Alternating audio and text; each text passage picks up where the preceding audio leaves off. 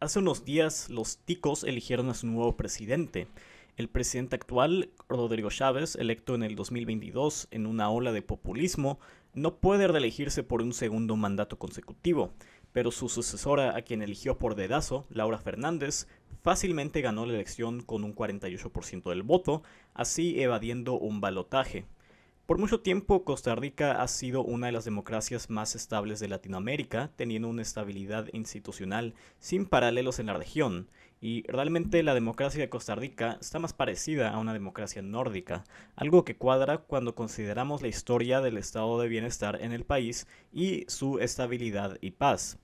Algunas de las características de la típica democracia defectuosa latinoamericana todavía se ven en Costa Rica en ocasiones, pero el país sigue siendo uno de los raritos en la región debido a su estabilidad democrática. El presidente Rodrigo Chávez ha sido acusado por sus oponentes de contaminar al discurso político y aunque fue electo como un tipo de populista de centro, se ha alineado con el populismo de derechas en la región, alabando a líderes como Nayib Bukele y Javier Milei, y la política de Costa Rica se ha vuelto más polarizada y tensa bajo su presidencia, y muchos le han echado la culpa a él por su retórica agresiva.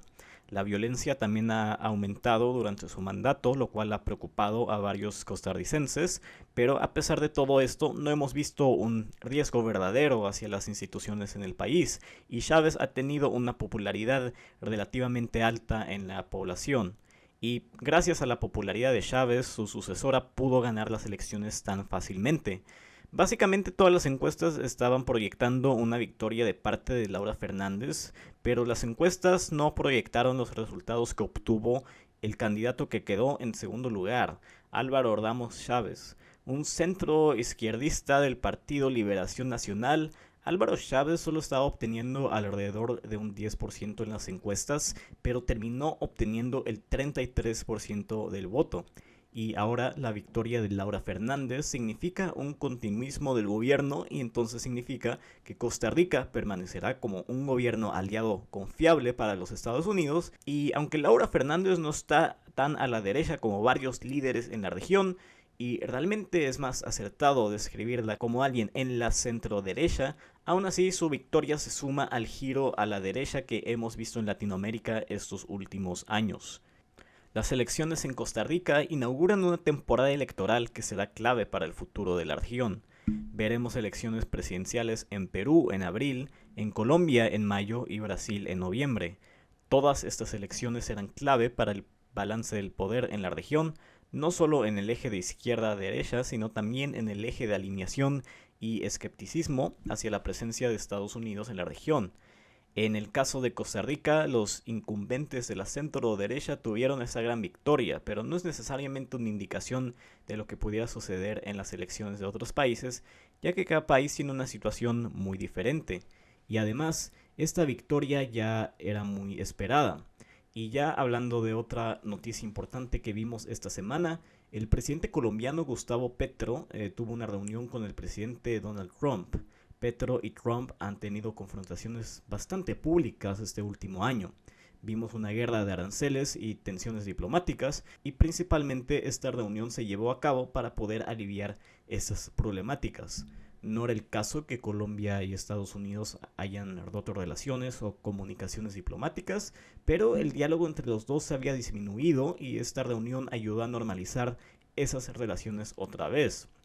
Uno de los temas principales en la reunión fue el tema del narcotráfico, ya que Trump ha llevado mucho tiempo acusando a Petro de no hacer lo suficiente para lidiar con el flujo de drogas en Colombia.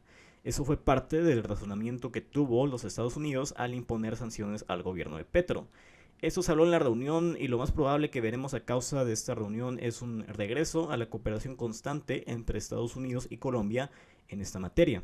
Esto también se puede interpretar como un preámbulo hacia más intervención indirecta estadounidense en Colombia, un país que ya ha estado infiltrado por la influencia norteamericana desde hace décadas. Petro también propuso colaboración con los Estados Unidos en cuanto al tema Venezuela, particularmente en el área del narcotráfico. La manera en la que Petro ha tratado el tema venezolano siempre ha sido un poco ambigua. Cuando Maduro estuvo en el poder, inicialmente vimos un periodo de reconciliación con Venezuela, pero después de un tiempo los dos países regresaron a estar en una oposición diplomática. Petro claramente no era pro Maduro, pero siempre fue muy crítico de la manera en la que los Estados Unidos manejó la cuestión venezolana.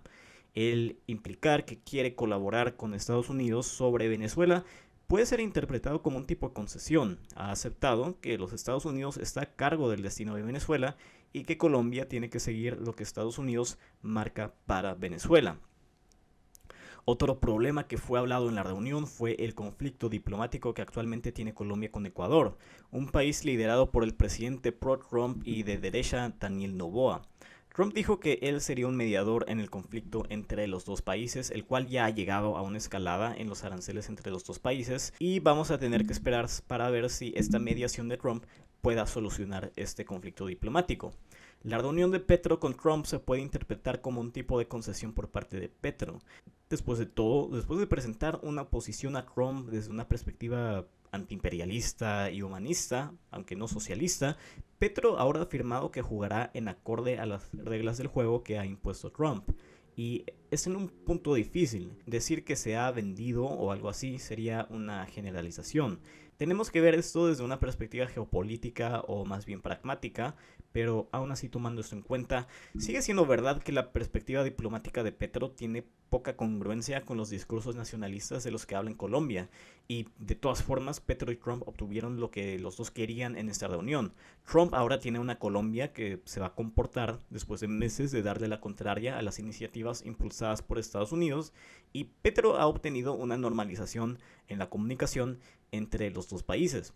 Y hay que considerar que las elecciones colombianas serán en unos meses. Esto pudiera ayudar a Petro internamente, ya que tener esta reunión con Trump en la que le fue relativamente bien es un golpe mediático, no solo porque le da más credenciales a Petro, pero también se puede interpretar como un golpe para la derecha colombiana, la cual está obsesionada con emular a Trump y obtener la aprobación de este mismo. Izquierdista Petro pudo bailar con Trump, mientras ese ni siquiera le ha dado la palabra a los líderes de la derecha en Colombia desde hace años, y obtuvo un resultado decente en esta reunión, y esto le da cierta legitimidad con algunos sectores de la población colombiana como su líder nacional, y también le da una humillación a la derecha, aunque ellos no lo vean de esta manera.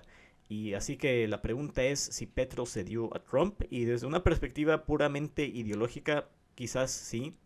Es algo complicado, ya que hay un cambio en el discurso, pero es un cambio más bien pragmático. La ideología tiene poco lugar en el juego geopolítico, y si queremos criticar a Petro por conformarse a las reglas del juego en vez de criticarlas y posicionarse en contra de ellas, pues adelante, pero hay que tomar en cuenta que la última persona que desafió a las reglas del juego fue Nicolás Maduro, y Petro vio muy bien cómo le fue a este mismo. Y veremos si el proyecto de Petro puede sobrevivir en las elecciones presidenciales de mayo, y si su movimiento se sigue moderando y conformándose al nuevo orden estadounidense en el hemisferio, o si va a girar de vuelta hacia sus orígenes más de izquierda nacionalista.